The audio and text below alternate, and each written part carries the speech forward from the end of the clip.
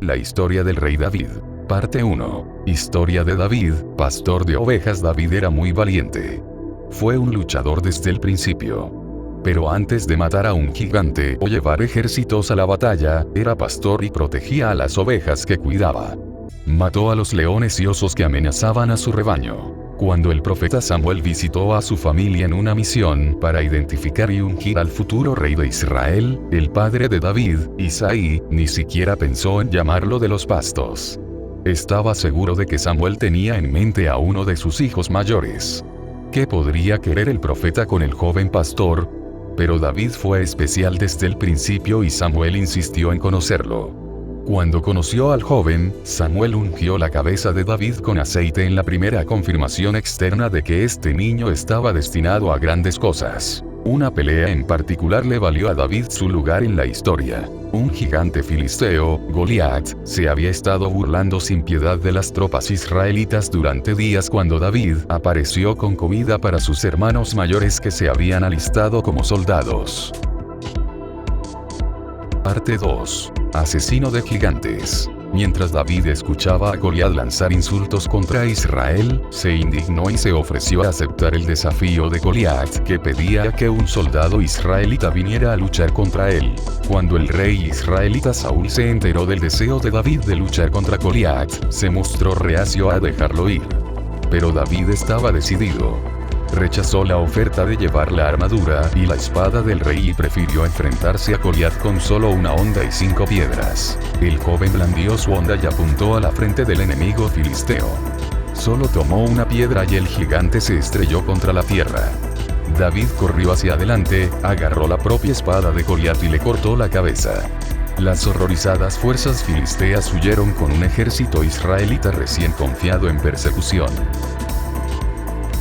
Parte 3. Celos mortales. Uno pensaría que esta asombrosa victoria resultaría en que David se convirtiera en el mejor amigo del rey Saúl. No es así, aunque le dio a David su propia hija como esposa, a cambio de una carga espantosa de prepucios de los filisteos muertos en una de las muchas batallas de David contra el enemigo.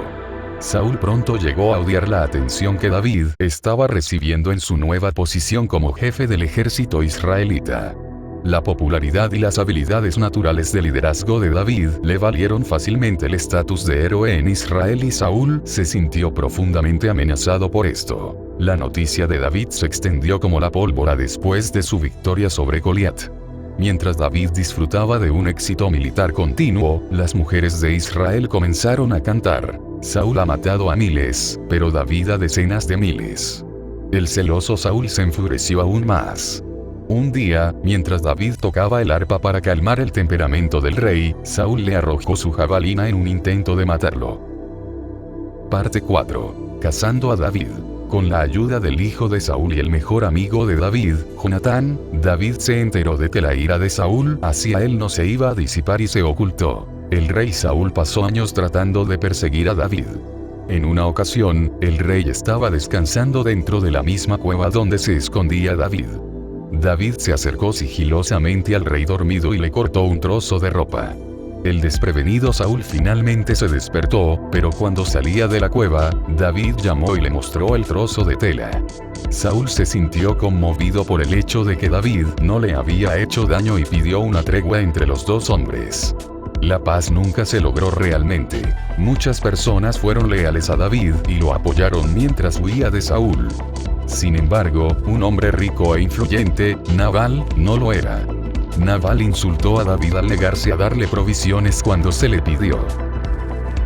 Parte 5. Abigail. David estaba furioso y preparó a 400 de sus hombres para la batalla contra Nabal. David fue interceptado por la esposa de Nabal, Abigail, quien junto con sus sirvientes le obsequiaron con una generosa carga de provisiones sin el conocimiento de su esposo. Le rogó a David que aceptara los regalos y que no derramara sangre. David quedó impresionado por el gesto discreto de Abigail. Ella le había mostrado a David el respeto debido a un futuro rey. Después de todo, decidió no atacar a Nabal y envió a Abigail a casa en paz. Cuando Abigail le contó a Nabal lo que había sucedido, se sintió aterrorizado y murió. Esto fue visto como un castigo de Dios. David luego le pidió a Abigail que fuera su esposa y se casaron. Después de la muerte de Saúl en la batalla, David fue ungido como su sucesor. Luego, el rey David pasó a conquistar Jerusalén. Trajo de vuelta el arca de la alianza y estableció su reino, habiendo finalmente subido al trono.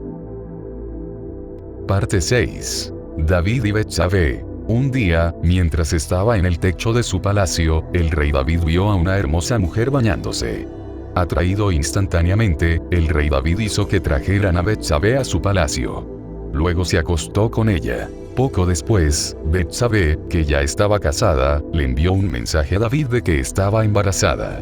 En un intento por encubrir el asunto, David recordó al esposo de Betsabé, Urías elitita, de donde estaba sirviendo como un guerrero luchando por Israel. A pesar de mostrar una hospitalidad total a Urías e incluso emborracharlo, David no pudo persuadirlo de que regresara a casa para dormir con su esposa.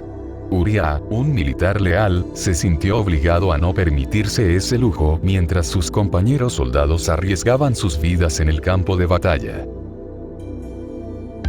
Parte 7. Consecuencias trágicas. Luego, David cambió de marcha y en su lugar envió a Urías de regreso al campo de batalla con órdenes de que lo colocaran en una posición de batalla vulnerable. Como resultado, Uría murió. El adulterio, el engaño y el asesinato de David volverían a perseguirlo cuando, tras la muerte de Urías, tomó a Betsabé como su propia esposa. Dios estaba disgustado con las acciones de David y por eso envió al profeta Natán a confrontar al rey. El profeta le contó a David una historia sobre un hombre rico que tomó el único cordero de un pobre para servirle de comida a uno de sus invitados. David se enfureció con la historia de Natán y dijo que el rico debería morir por lo que había hecho. Natán luego reprendió a David por sus acciones contra Urías, diciéndole a David que él representaba al hombre rico en la historia. Como castigo por su pecado, el bebé que nació de David y Betsabé murió después de una enfermedad. Además, Dios le negó a David la oportunidad de construir un templo en Jerusalén. Parte 8. Rebelión familiar. Para agregar sal a una herida ya dolorosa, el propio hijo de David, Absalón, intentó destituir a su padre del trono. David huyó de Jerusalén para escapar de Absalón. El rey no pudo regresar a Jerusalén hasta que Absalón fue brutalmente asesinado en batalla. David regresó a Jerusalén con el corazón apesadumbrado.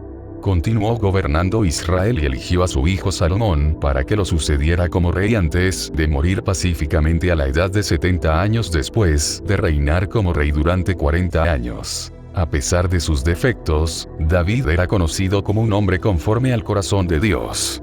Después de cada error, se arrepintió de su pecado y se volvió a Dios. David registró muchos de los altibajos de su caminar con Dios en el libro de los Salmos. La Biblia habla de él como un rey ideal y Jesús mismo vino de su línea de sangre.